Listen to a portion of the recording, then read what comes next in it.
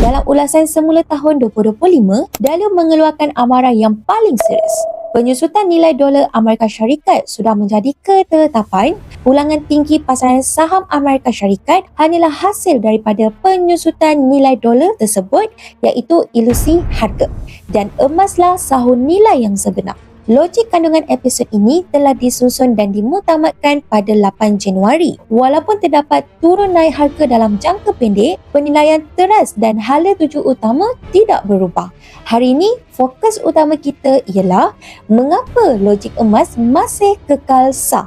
Dahlia dengan jelas menyatakan dalam analisis retrospektif bahawa kenaikan 18% pasaran saham Amerika Syarikat hanyalah lonjakan harga sementara yang didorong oleh penyusutan nilai dolar Amerika Syarikat. Jika pasaran saham Amerika Syarikat dinilai berdasarkan harga emas, bukan sahaja ia tidak meningkat, malah akan jatuh sebanyak 28%. Pada masa ini, penilaian saham Amerika Syarikat telah dinaikkan ke tahap yang melampau di mana harga dan nilai sebenar tidak lagi sepadan. Ketidakseimbangan dalam pergagihan keuntungan telah memburukkan konflik sosial sementara sejumlah besar modal asing akibat faktor politik dan risiko geopolitik sedang berundur daripada pasaran saham Amerika Syarikat dan beralih kepada pelaburan emas. Dahlia pernah beramalkan dengan tepat krisis subprima 2008, mengeluarkan amaran awal pada tahun 2007 serta membuat perancangan pelaburan yang tepat, sekaligus membolehkan Bridgewater Associates meraih pulangan besar dan terkenal di peringkat global dan beri perhatian. Adakah amaran serius yang dikeluarkan Dahlia kali ini benar-benar berasas atau sekadar kerana beliau seorang penyokong tega emas yang ingin menaikkan harga emas demi keuntungan sendiri? Dahlia mengutamakan 4 sebab utama mengapa beliau optimis terhadap emas. Pertama, penyusutan nilai dolar Amerika Syarikat melemah, semua mata wang flat global. Apabila dolar Amerika Syarikat mula susut nilai, ia membuatkan aset yang dinilai dalam dolar kelihatan lebih mahal. Pada tahun 2025, jika dikira dalam dolar, pulangan S&P 500 ialah 18%, ditukar ke yen ia menjadi 17%, dalam yuan 13%, dalam euro tinggal 4% dan dalam franc Swiss hanya 3%. Angka ni hampir menyamai kadar faedah simpanan bank di Amerika Syarikat pada masa itu. Lebih mengejutkan, jika semua mata wang ditukar kepada emas untuk pengiraan, pulangan S&P 500 pada 2025 adalah negatif 28%. Prestasi pasaran saham Amerika Syarikat pada 2025 memang buruk. Pasaran sangat terpecah dan modal tertumpu pada sektor AI. Saham berkaitan AI seperti pusat data dan penyimpanan AI meningkat manakala saham yang tidak ada kaitan dengan AI jatuh teruk. Bukan sahaja saham Amerika Syarikat ketinggalan berbanding pasaran global, bond kerajaan Amerika Syarikat juga ketinggalan berbanding pasaran bond global apabila dikira dalam mata wang yang lain. Bond kerajaan Amerika Syarikat 10 tahun dikira dalam dolar memberikan pulangan 9%, manakala dalam yen juga 9%, dalam yuan 4% dan dalam euro atau franc Swiss masing-masing negatif 4%.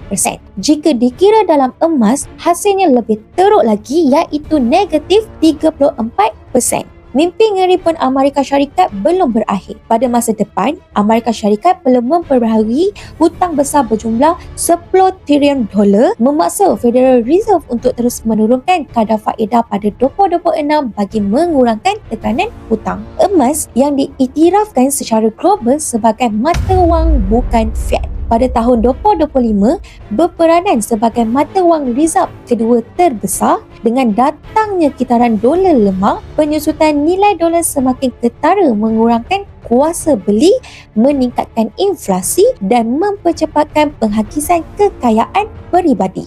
Memegang tunai atau bond kerajaan Amerika Syarikat menjadi semakin kurang menarik, malah berkemungkinan besar tidak dapat mengatasi inflasi. Emas dijangka terus memainkan peranan penting pada tahun 2026 sebagai alat pelindung dan peningkat nilai kekayaan, dan bagi pelabur biasa, kemampuan emas menentang inflasi juga sangat baik. Kedua, kontradisi struktur pasaran saham Amerika Syarikat semakin ketara. Pada tahun 2025, pasaran saham Amerika Syarikat ketinggalan berbanding pasaran global.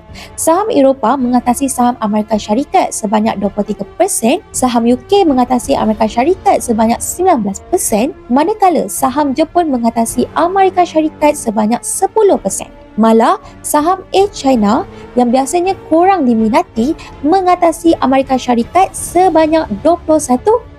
Secara keseluruhan, pasaran saham negara membangun mencatatkan pulangan setinggi 34% pada 2025. Apakah maksud semua ni? Fenomena ni menunjukkan bahawa banyak modal sedang keluar dari pasaran saham Amerika Syarikat dan mengalir ke pasaran saham Eropah serta pasaran membangun. Pada tahun 2025, ketika Trump memerintah, KDNK Amerika tidak meningkat malah menurun dan risiko politik serta ekonomi yang dibawa oleh pentadbiran Trump menyebabkan ekonomi domestik terus terjejas. Pasaran Amerika Syarikat juga menghadapi satu kontradisi struktur yang lama dibincangkan. Pada tahun 2025, pulangan keseluruhan S&P 500 ialah 18% walaupun tingkat keuntungan keseluruhan S&P meningkat sebanyak 22%.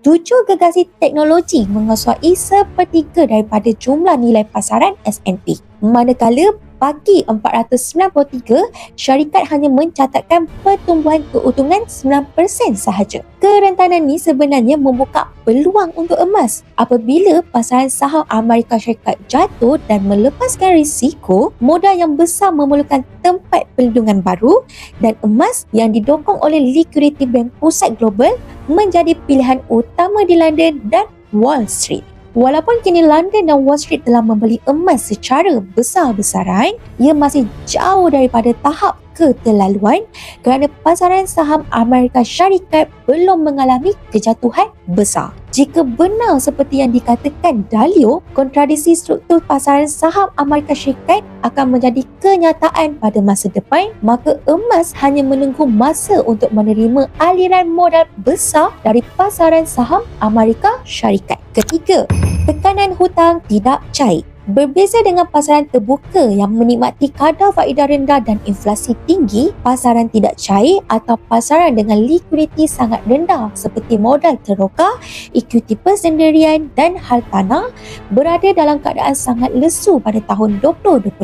Golongan berpendapatan tinggi mula mengurangkan tahap toleransi risiko dan tak lagi melabur secara besar-besaran dalam ekuiti persendirian. Kejatuhan hartanah di China pula menambah tekanan pada kitaran penurunan hartanah global. Apabila sumber pendapatan terhenti, industri ini berhadapan dengan krisis hutang yang besar. Pada masa ini, satu-satunya cara adalah meningkatkan pembiayaan bagi mendapatkan peluang untuk menaikkan hutang atau mengalihkan aset. Apabila saham, emas, niaga hadapan dan Bitcoin telah dipenuhi oleh wang yang panas, bagi modal yang tinggal semua mengalir ke modal teroka, ekuiti persendirian dan hartanah. Namun, selepas krisis likuiditi besar semasa pandemik, wang panas tu tak lagi berani memasuki aset tidak cair. Kini, pengganti terbaik bagi aset tidak cair ini adalah emas dan perak. Golongan pelaburan yang sebelum ni gemar aset tidak cair kini boleh menukar pelaburan mereka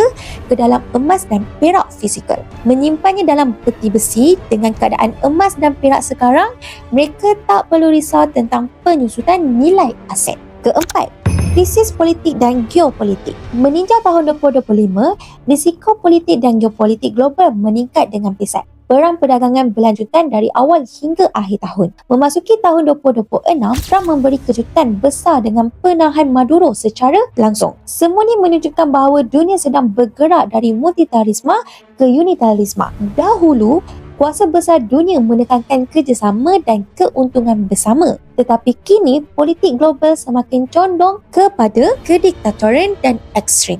Selepas Trump memegang kuasa, beliau membuat taruhan besar terhadap modal, melaksanakan dasar fiskal agresif, melonggarkan pengawasan kewangan, menaikkan tarif untuk meningkatkan hasil dan menyokong sepenuhnya industri AI serta kripto. Menurut sistem pilihan raya Presiden Amerika Syarikat, secara teori, setiap presiden memiliki kuasa eksekutif tertinggi selama 2 tahun tanpa halangan. Trump telah menggunakan 1 tahun dari tempoh ni. Walaupun awal 2026, dia memperoleh sokongan singkat daripada rakyat selepas penahan Maduro dan pengembalian sumber minyak serta emas, prestasi tahun 2025 secara keseluruhan boleh dianggap kurang memuaskan. Sepanjang 2025, Trump memulakan perang perdagangan yang mendokong Eropah dan China berusaha memisahkan dari secara ekonomi. Kerajaan Trump juga mencatatkan penutupan kerajaan terpanjang dalam sejarah Amerika Syarikat, melancarkan kripto triliunan untuk meraih sokongan pengundi dan peminat, menimbulkan konflik dengan Federal Reserve